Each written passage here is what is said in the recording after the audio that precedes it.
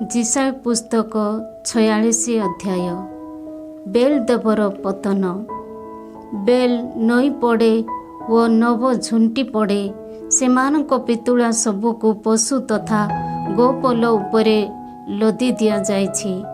तुमे माने जहाँ बहन कर से समस्त प्रतिमूर्ति क्लांत पशु मानक उपरे लदी दिया जाइथिबा एक भार। सेमाने झुंटी पड़ती और सम्मिलित भावे नई पड़ती। जो माने सेमानकु बहन करती सेमानकु सेमाने रक्षा करि पारंती नाही, बरं सेमाने निजे बंदी अवस्थारे प्रस्थान करती। मातृ गर्भरे तथा जन्मदिन ठारू जो मानकु मु बहन कली सेही जाकबंक हे गृह इस्राएल हे अवशिष्टांश मोर वचन शुण। तुम्हमानक वृद्धावस्था पर्यंत मु सेहीपरि रहिबी।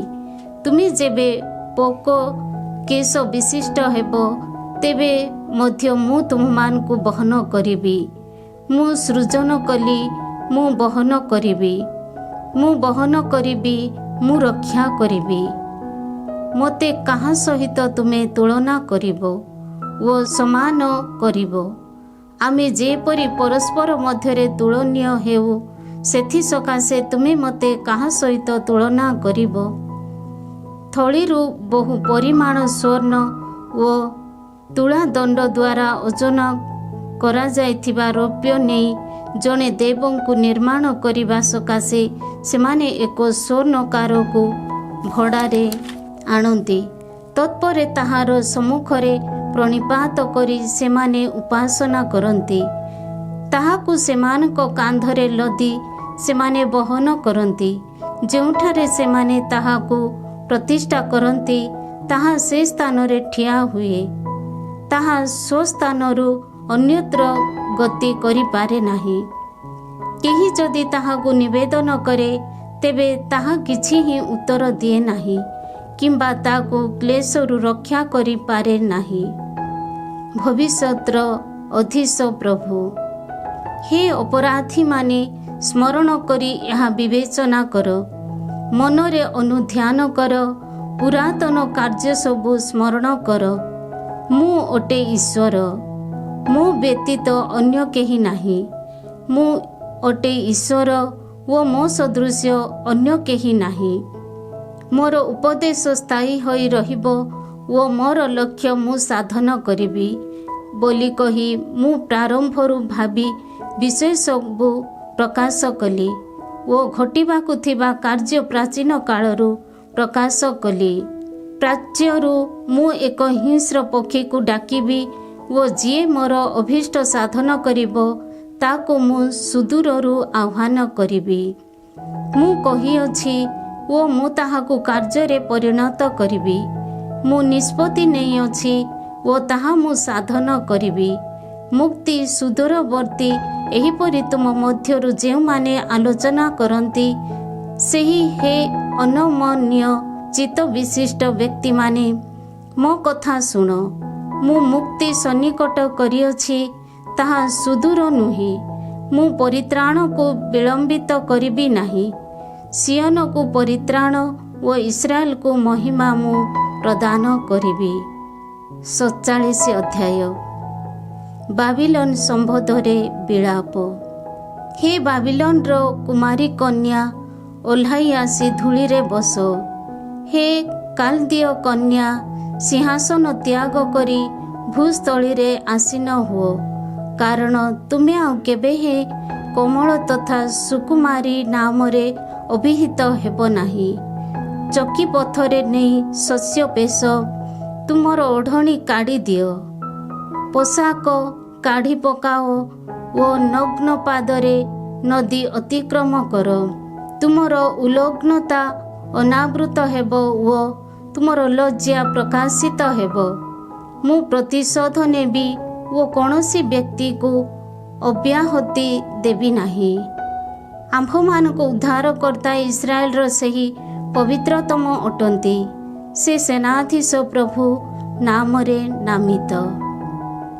हे कालदीय कन्या, नीरव होई उपवेशन कर ओ अंधकार मध्य को जाओ। ତୁମେ ଆଉ କେବେ ହିଁ ରାଜ୍ୟ ସକଳର ସାନ୍ତାଣୀ ନାମରେ ଅଭିହିତ ହେବ ନାହିଁ। ମୋର ସୃଜନମାନଙ୍କ ବିରୁଦ୍ଧରେ ମୁଁ କୋପ ପ୍ରକାଶ କଲି, ମୋର ଉତ୍ତରାଧିକାରୀଙ୍କୁ ଅପବିତ୍ର କଲି। ମୁଁ ସେମାନଙ୍କୁ ତୁମ ହସ୍ତରେ ସମର୍ପଣ କଲି। ତୁମେ ସେମାନଙ୍କ ପ୍ରତି କରୁଣା ପ୍ରଦର୍ଶନ କଲ ନାହିଁ ଓ ତୁମେ ବୃଦ୍ଧ ବ୍ୟକ୍ତିମାନଙ୍କ ଉପରେ ଏକ ଭାରଗ୍ରସ୍ତ ଜୁଆଳି ଲଦିଦେଲ।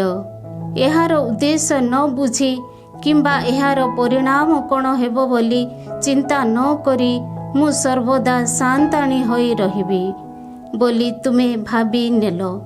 ମୁଁ ଅଛି ଓ ମୋ ବ୍ୟତୀତ ଅନ୍ୟ କେହି ନାହିଁ। ମୁଁ ବିଧବା ହେବି ନାହିଁ କିମ୍ବା ପୁତ୍ର ବିଚ୍ଛେଦ ଅନୁଭବ କରିବି ନାହିଁ। ଏହିପରି ଚିନ୍ତା କରି ସୁରକ୍ଷିତ ଅବସ୍ଥାରେ ଉପବିଷ୍ଟା ହେ ସୁଖ ବିଳାସିନୀ, ଏହା ଶୁଣ। ତୁମ ପ୍ରତି ଏହି କାର୍ଯ୍ୟ ଦ୍ୱୟ ଏକ ଦିନରେ ତଥା ଏକ ନିମିଷରେ ଘଟିବ। ଯଦିଓ ତୁମେ ବହୁ ଯାଦୁବିଦ୍ୟା ତଥା ଅତ୍ୟଧିକ ମନ୍ତ୍ର ଶକ୍ତି ବିଶିଷ୍ଟ, ତଥାପି ପୁତ୍ର ବିଚ୍ଛେଦ ତଥା ବୈଧବ୍ୟ ସମ୍ପୂର୍ଣ୍ଣ ପରିମାଣରେ ତୁମ ପ୍ରତି ଘଟିବ। ତୁମେ ମନେ କଲ ଯେ ତୁମ ଦୁଷ୍ଟତାରେ ତୁମେ ସୁରକ୍ଷିତା। ତୁମେ ସଂକଳ୍ପ କଲ ଯେ କେହି ମୋତେ ଦେଖୁନାହିଁ। ତୁମ ପ୍ରଜ୍ଞା ତଥା ଜ୍ଞାନ ତୁମକୁ ପଥଭ୍ରଷ୍ଟ କଲା। ତୁମେ ଆତ୍ମାବତ୍ ଭାବିଲ ଯେ ମୁଁ ଅଛି ଓ ମୋ ବ୍ୟତୀତ ଅନ୍ୟ କେହି ନାହିଁ। କ୍ଷତିପୂରଣ କରି ପାରୁନଥିବା ସଦୃଶ୍ୟ ଅନିଷ୍ଟ ତୁମ ପ୍ରତି ସଂଘଟିତ ହେବ। ପରିହାର କରିପାରୁନଥିବା ସଦୃଶ୍ୟ ବିପଦ ତୁମ ପ୍ରତି ସମ୍ଭବ ହେବ। ଆକସ୍ମିକ ଭାବେ ତୁମ ପ୍ରତି ବିନାଶ ଘଟିବ ଓ ତାହା ସମ୍ବନ୍ଧରେ ତୁମେ କିଛି ଜାଣିବ ନାହିଁ। ଯେଉଁ ଯାଦୁବିଦ୍ୟା ତଥା ମନ୍ତ୍ରରେ ତୁମ ଯୌବନ କାଳରୁ ତୁମେ ଲିପ୍ତ ହୋଇଥିଲ, ତାହାକୁ ଦୃଢ଼ ରୂପେ ଧର। ହୁଏତ ତୁମେ ସେଥିରେ ଜୟଯୁକ୍ତ ହୋଇପାର। ହୁଏତ ତୁମେ ତୋ ଦ୍ୱାରା ଭୟଚକିତ କରାଇପାର। ତୁମର ବହୁବିଧ ଉପଦେଶ ଫଳରେ ତୁମେ ବିରକ୍ତ ହୋଇଅଛ। ଆକାଶମଣ୍ଡଳକୁ ବିଶ୍ଳେଷଣ କରୁଥିବା ଜ୍ୟୋତିର୍ବିଦ, ତାରକାପୁଞ୍ଜକୁ ନିରୀକ୍ଷଣ କରୁଥିବା ନକ୍ଷତ୍ରଦର୍ଶୀ ଓ ଅମାବାସ୍ୟାରେ ତୁମ ପ୍ରତି ସଂଘଟିତ ହେବାକୁ ଥିବା ଶୁଭାଶୁଭ ବିଷୟ ସମ୍ବନ୍ଧରେ ପ୍ରବଚନ ଦେଉଥିବା ଶୁଭାଶୁଭବାଦୀମାନେ ବର୍ତ୍ତମାନ ଠିଆ ହୋଇ ତୁମକୁ ରକ୍ଷା କରନ୍ତୁ। ସେମାନେ ନଡ଼ା ସଦୃଶ୍ୟ ଅଟନ୍ତି ଓ ଅଗ୍ନି ସେମାନଙ୍କୁ ଦଗ୍ଧ କରେ। ଅଗ୍ନି ଶିଖାରୁ ନିଜ ନିଜକୁ ରକ୍ଷା କରିବା ପାଇଁ ସେମାନେ ଅକ୍ଷମ। ଏହା ନିଆଁ ପୋଇବା ପାଇଁ ଉଦ୍ଦିଷ୍ଟ ଅଙ୍ଗାର ନୁହେଁ କିମ୍ବା ବସି ନିଆଁ ପୋଇବା ପାଇଁ ଉଦ୍ଦିଷ୍ଟ ଅଗ୍ନି ନୁହେଁ। ଯେଉଁମାନେ ଯୌବନ କାଳରୁ ତୁମ ସହ ସମ୍ପର୍କ ସ୍ଥାପନ କରିଥିଲେ, ସେହି କୁହୁକୀମାନେ ଏହିପରି ହେବେ। ତୁମକୁ ଉପେକ୍ଷା କରି ସେମାନେ ସେମାନଙ୍କ ପଥରେ ଭ୍ରମଣ କରନ୍ତି। ତୁମକୁ ରକ୍ଷା କରିବା ପାଇଁ କେହି ରହିବ ନାହିଁ। 48 ଅଧ୍ୟାୟ। ଭବିଷ୍ୟତର ନିୟନ୍ତ୍ରଣକର୍ତ୍ତା ପ୍ରଭୁ। ଇସ୍ରାଏଲ ନାମରେ ନାମିତ ଓ ଯୁଦା ଠାରୁ ଜାତ ହେ ଯାକୋବଙ୍କ ଗୃହ, ଏହା ଶୁଣ। ତୁମେମାନେ ପ୍ରଭୁଙ୍କ ନାମରେ ଶପଥ ନେଇଅଛ ଓ ଇସ୍ରାଏଲର ଈଶ୍ୱରଙ୍କୁ ସ୍ୱୀକାର କରୁଅଛ, କିନ୍ତୁ ତୁମେ ତାହା ସତ୍ୟ ତଥା ଯଥାର୍ଥତା ପୂର୍ବକ କରୁନାହଁ। ସେମାନେ ପବିତ୍ର ନଗରବାସୀ ରୂପେ ସେମାନଙ୍କୁ ନାମିତ କରନ୍ତି ଓ ଇସ୍ରାଏଲର ଈଶ୍ୱରଙ୍କଠାରେ ଆଶ୍ରୟ ନିଅନ୍ତି। ସେନାଧୀଶ ପ୍ରଭୁ ନାମରେ ସେ ନାମିତ ଅତୀତ ବିଷୟ ସବୁ ମୁଁ ପ୍ରାଚୀନ କାଳରୁ ବିଜ୍ଞାପନ କରିଅଛି। ସେ ସମସ୍ତ ମୋର ମୁଖରୁ ନିର୍ଗତ ହେଲା ଓ ମୁଁ ତାହା ଘୋଷଣା କଲି। ମୁଁ ସେ ସମସ୍ତ ସାଧନ କଲି ଓ ହଠାତ୍ ତାହା ଘଟିଲା। ଯେହେତୁ ମୁଁ ଜାଣେ ଯେ ତୁମେ ଅନମନୀୟ, ତୁମର ଗଳା ଲୌହମୟ ପେଶୀ ସଦୃଶ୍ୟ ଓ ତୁମ କପାଳ ପିତ୍ତଳ ତୁଲ୍ୟ। ସେହେତୁ ତୁମେ ଯେପରି ନ କୁହ ଯେ ମୋର ପିତୁଳା ସେ ସମସ୍ତ କଲା, ସେ ସମସ୍ତ ଘଟିବା ପାଇଁ ମୋର ଖେଦିତ ପ୍ରତିମୂର୍ତ୍ତି ତଥା ଛାଞ୍ଚ ନିର୍ମିତ ପ୍ରତିରୂପ ଆଦେଶ ଦେଇଥିଲା। ସେଥିସକାଶେ ପ୍ରାଚୀନ କାଳରୁ ତାହା ମୁଁ ପ୍ରକାଶ କଲି ଓ ଘଟିବା ପୂର୍ବରୁ ମୁଁ ତାହା ତୁମକୁ ପ୍ରକାଶ କଲି। ତୁମେ ଶୁଣିଅଛ, ବର୍ତ୍ତମାନ ଏହା ଦେଖ। ତୁମେ କ'ଣ ତାହା ଘୋଷଣା କରିବ ନାହିଁ? ଯାହା ତୁମ ନିକଟରେ ଅବିଦିତ ତଥା ଗୁପ୍ତ, ସେପରି ନୂତନ ବିଷୟଗୁଡ଼ିକ ବର୍ତ୍ତମାନ ଠାରୁ ମୁଁ ତୁମକୁ ଶୁଣିବାକୁ ଦେବି। ତୁମେ ଯେପରି ନ କୁହ ଯେ ସେ ସମସ୍ତ ସମ୍ପର୍କରେ ମୁଁ ଜାଣିଥିଲି, ସେଥିପାଇଁ ବହୁ ପୂର୍ବରୁ ନୁହେଁ, ବରଂ ବର୍ତ୍ତମାନ ହିଁ ତାହା ସ୍ପଷ୍ଟ। ଏ ସମୟ ପୂର୍ବରୁ ତୁମେ ସେ ସମ୍ବନ୍ଧରେ ଶୁଣିନାହଁ। ତୁମେ କେବେ ହିଁ ଶୁଣିନାହଁ କିମ୍ବା ଜାଣିନାହଁ। ତୁମର କାନ ପ୍ରାଚୀନ କାଳରୁ ଖୋଲା ନଥିଲା। ମୁଁ ଜାଣିଥିଲି ଯେ ତୁମେ ପ୍ରବଞ୍ଚନାତ୍ମକ ଭାବେ ଆଚରଣ କରିବ ଓ ଜନ୍ମଦିନ ଠାରୁ ବିଦ୍ରୋହୀ ନାମରେ ତୁମେ ଅଭିହିତ ହେବ। ମୋର ନାମ ସକାଶେ ମୋର କୋପ ମୁଁ ଶାନ୍ତ କଲି ଓ ମୁଁ ଯେପରି ତୁମମାନଙ୍କୁ ଉଚ୍ଛେଦ ନ କରେ, ସେଥିସକାଶେ ମୁଁ ତାହା ନିୟନ୍ତ୍ରଣ କଲି। ମୁଁ ତୁମକୁ ଶୁଦ୍ଧପୂତ କଲି, କିନ୍ତୁ ରୌପ୍ୟ ଯେପରି ପରିଷ୍କୃତ ହୁଏ, ସେହିପରି ତାହା ହୋଇନଥିଲା। ମୁଁ ତୁମକୁ କ୍ଲେଶରେ ଚୁଲିରେ ବିଶୋଧନ କରିଅଛି। ମୁଁ ତାହା ମୋ ସକାଶେ, ହଁ, ମୋ ସକାଶେ ସାଧନ କରିଅଛି, କାରଣ ମୁଁ ବା କିପରି ମୋର ନାମକୁ ଅପବିତ୍ର କରିବି? ମୋର ଗୌରବ ମୁଁ ଅନ୍ୟକୁ ପ୍ରଦାନ କରିବି ନାହିଁ। ପ୍ରଭୁଙ୍କ ପ୍ରିୟ ପାତ୍ର ସାଇରସ୍। ହେ ଯାକୁବ, ମୋ ଦ୍ୱାରା ଆହୁତ, ହେ ଇସ୍ରାଏଲ, ମୋ କଥା ଶୁଣ। ମୁଁ ଅଟେ ସେ, ମୁଁ ଆଦି ତଥା ଅନ୍ତ। ମୋର ହସ୍ତ ପୃଥିବୀର ଭିତ୍ତିମୂଳ ସ୍ଥାପନ କଲା। ମୋର ଦକ୍ଷିଣ ହସ୍ତ ଆକାଶମଣ୍ଡଳ ବିସ୍ତାର କଲା। ମୁଁ ଆହ୍ୱାନ କରିବା ବେଳେ ସେ ସମସ୍ତ ମୋର ସନ୍ନିଧାନରେ ଏକତ୍ରିତ ହୁଅନ୍ତି। ଏକତ୍ରିତ ହୋଇ ତୁମେମାନେ ଶୁଣ। ସେମାନଙ୍କ ମଧ୍ୟରୁ କିଏ ବା ଏ ସମସ୍ତ ପ୍ରକାଶ କରିଅଛି? ଯାହାକୁ ପ୍ରଭୁ ସ୍ନେହ କରନ୍ତି, ସେ ବାବିଲୋନ ପ୍ରତି ତାହାଙ୍କର ଅଭୀଷ୍ଟ ନିର୍ବାହ କରିବ। ତାର ହସ୍ତ କାଲଦୀୟମାନଙ୍କ ବିରୁଦ୍ଧରେ ଉଠିବ। ତା ସହିତ କଥା କହି ହଁ, ମୁଁ ତାକୁ ଡାକିଅଛି, ମୁଁ ତାକୁ ନେଇ ଆସିଅଛି। ସେ ତାର ଗତିପଥରେ କୃତକାର୍ଯ୍ୟ ହେବ। ମୋର ସନ୍ନିକଟ ହୋଇ ଏହା ଶୁଣ। ମୁଁ ପ୍ରାରମ୍ଭରୁ ଗୋପନରେ ବାର୍ତ୍ତାଳାପ କରିନାହିଁ। ଯେଉଁ ସମୟଠାରୁ ଏ ସମସ୍ତ ଅସ୍ତିତ୍ୱ ଲାଭ କରିଥିଲା, ସେ ସମୟରେ ମୁଁ ସେଠାରେ ବିଦ୍ୟମାନ ରହିଅଛି। ଆଉ ବର୍ତ୍ତମାନ ପ୍ରଭୁ ଈଶ୍ୱର ମୋତେ ଓ ତାହାଙ୍କର ପରମାତ୍ମାକୁ ପଠାଇଅଛନ୍ତି। ଇସ୍ରାଏଲ ପ୍ରତି ପ୍ରଭୁଙ୍କର ଲକ୍ଷ୍ୟ। ତୁମ ଉଦ୍ଧାରକର୍ତ୍ତା ତଥା ଇସ୍ରାଏଲର ସେହି ପବିତ୍ରତମ ପ୍ରଭୁ କହନ୍ତି, ଯାହା ତୁମ ମଙ୍ଗଳ ନିମନ୍ତେ ଆବଶ୍ୟକ, ସେ ସମ୍ବନ୍ଧରେ ଯିଏ ତୁମକୁ ଶିକ୍ଷା ଦିଅନ୍ତି ଓ ତୁମ ଗନ୍ତବ୍ୟ ପଥରେ ତୁମକୁ କଢ଼ାଇ ନିଅନ୍ତି, ସେହି ପ୍ରଭୁ ତୁମ ଈଶ୍ୱର ମୁଁ ଅଟେ। ତୁମେ ଯଦି ମୋର ଆଜ୍ଞାବଳୀର ଅନୁଗତ ହୋଇଥାନ୍ତ, ତାହେଲେ ତୁମ ଶାନ୍ତି ନଦୀ ସଦୃଶ୍ୟ ପ୍ରବାହିତ ହୋଇଥାନ୍ତ ଓ ତୁମ ନୀତିନିଷ୍ଠା ସମୁଦ୍ରର ତରଙ୍ଗ ସଦୃଶ୍ୟ ହୋଇଥାନ୍ତା। ତୁମ ବଂଶଧରମାନେ ବାଲୁକା ରାଶି ସଦୃଶ୍ୟ ଓ ତୁମ ଉତ୍ତରାଧିକାରୀମାନେ ବାଲୁକା କଣା ସଦୃଶ୍ୟ ହୋଇଥାନ୍ତେ। ତେବେ ସେମାନଙ୍କ ନାମ ମୋ ସନ୍ନିଧାନରୁ ଉଚ୍ଛେଦିତ କିମ୍ବା ବିନାଶ ହୋଇନଥାନ୍ତା। ବାବିଲୋନରୁ ବାହାରି ଯାଅ, କାଲଦିଆରୁ ପଳାୟନ କର। ଆନନ୍ଦର ପୂର୍ବକ ଏହା ବିଜ୍ଞାପନ ତଥା ଘୋଷଣା କର। ପୃଥିବୀର ସୀମା ସରହଦ ପର୍ଯ୍ୟନ୍ତ ଘୋଷଣା କର ଯେ ପ୍ରଭୁ ତାହାଙ୍କ ଦାସ ଯାକୁବଙ୍କୁ ଉଦ୍ଧାର କରି ଅଛନ୍ତି। ମରୁଭୂମି ଦେଇ ପ୍ରଭୁ ଯେବେ ସେମାନଙ୍କୁ କଢ଼ାଇ ଆଣିଲେ, ତେବେ ସେମାନେ ତୃଷାତୁର ହେଲେ ନାହିଁ। ସେମାନଙ୍କ ପାଇଁ ସେ ଶୈଳରୁ ଜଳ ପ୍ରବାହିତ କଲେ। ଶୈଳ ଉପରେ ସେ ପ୍ରବାହ କଲେ ଓ ସେଥିରୁ ଜଳ ବାହାରିଲା। ପ୍ରଭୁ କହନ୍ତି, ଦୁଷ୍ଟମାନଙ୍କ ପ୍ରତି ଶାନ୍ତି କଦାପି ଆସିବ ନାହିଁ। 49 ଅଧ୍ୟାୟ। ପ୍ରଭୁ ଦାସଙ୍କ ସମ୍ବନ୍ଧରେ ଦ୍ୱିତୀୟ ପ୍ରବଚନ। ହେ ଉପକୂଳ ସମୂହ, ମୋ କଥା ଶୁଣ। ହେ ସୁଦୂରସ୍ଥ ଜାତିଗଣ, ଶୁଣ। ପ୍ରଭୁ ମୋତେ ଗର୍ଭରୁ ଆହ୍ୱାନ କଲେ, ମୋର ମାତାର ଉଦରରୁ ସେ ମୋତେ ନାମିତ କଲେ। ସେ ମୋର ଜିହ୍ୱାକୁ ତୀକ୍ଷ୍ଣ ଖଡ଼୍ଗ ସଦୃଶ୍ୟ କଲେ, ତାହାଙ୍କ ହସ୍ତର ଛାୟା ତଳେ ସେ ମୋତେ ଲୁଚାଇ ରଖିଲେ।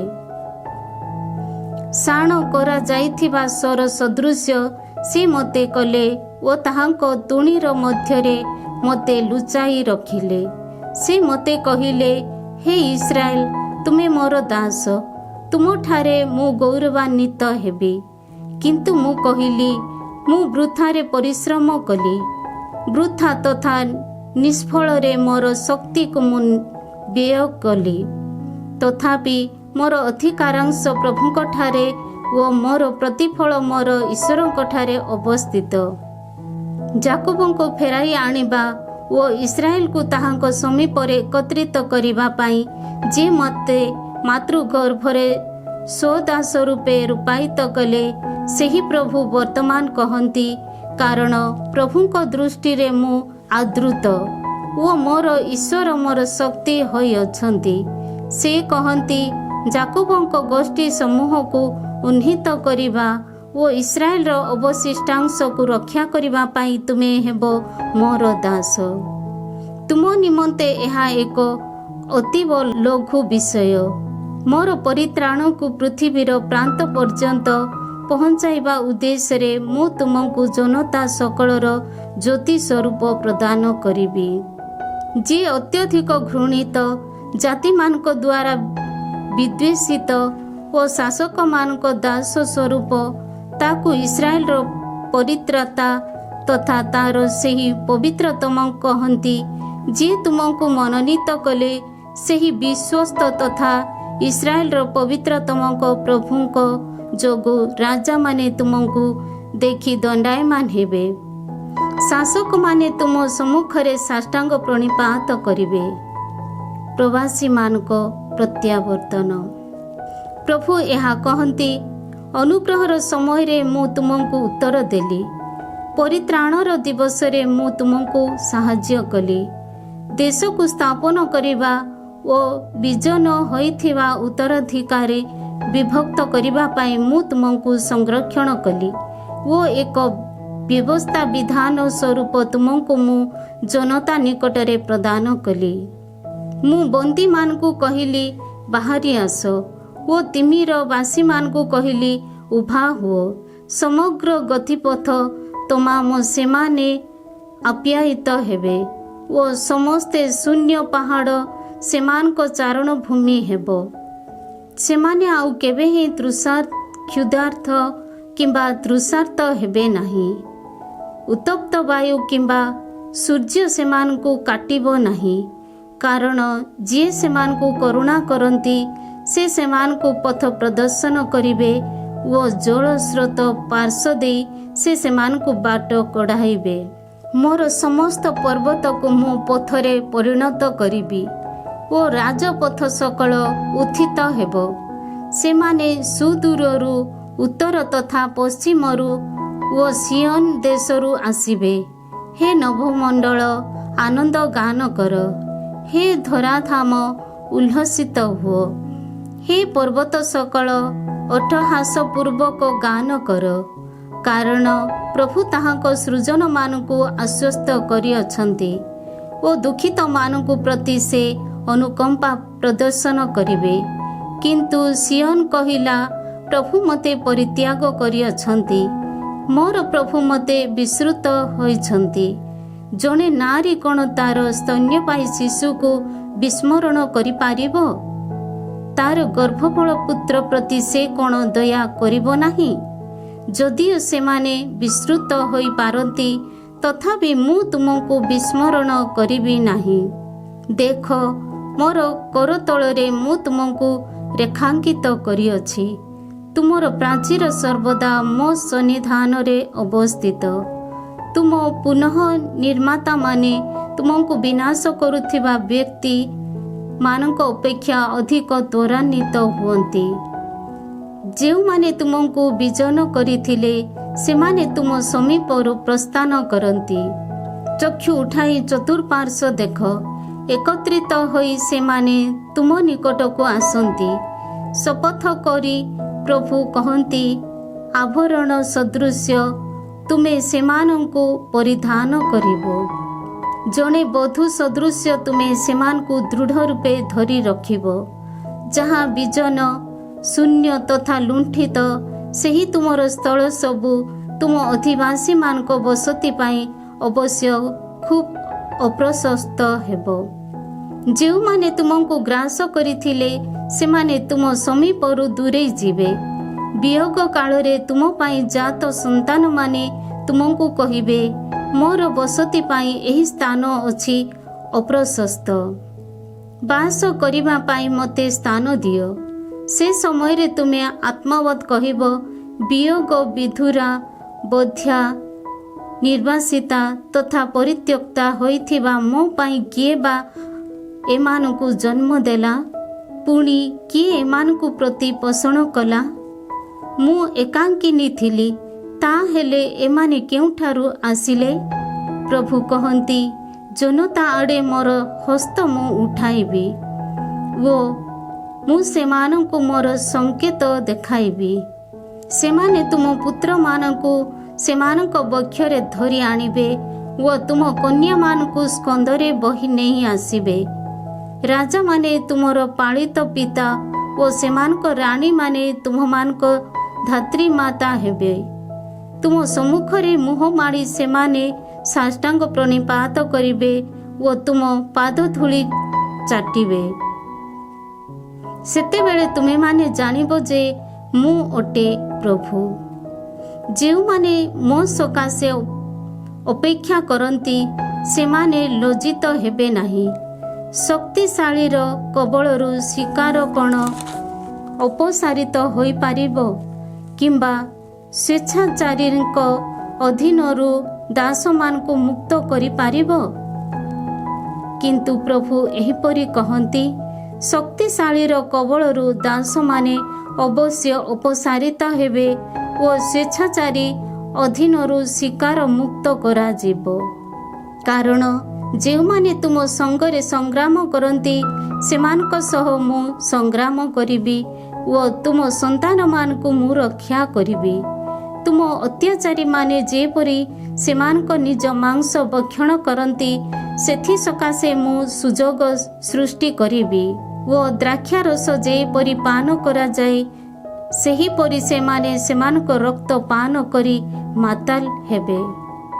ସେ ସମୟରେ ସମସ୍ତ ମାନବ ଜାତି ଜାଣିବେ ଯେ ମୁଁ ଅଟେ ପ୍ରଭୁ, ତୁମର ରକ୍ଷକ, ଉଦ୍ଧାରକର୍ତ୍ତା ଓ ଯାକୋବଙ୍କ ଶକ୍ତିଶାଳୀ ଜଣକ।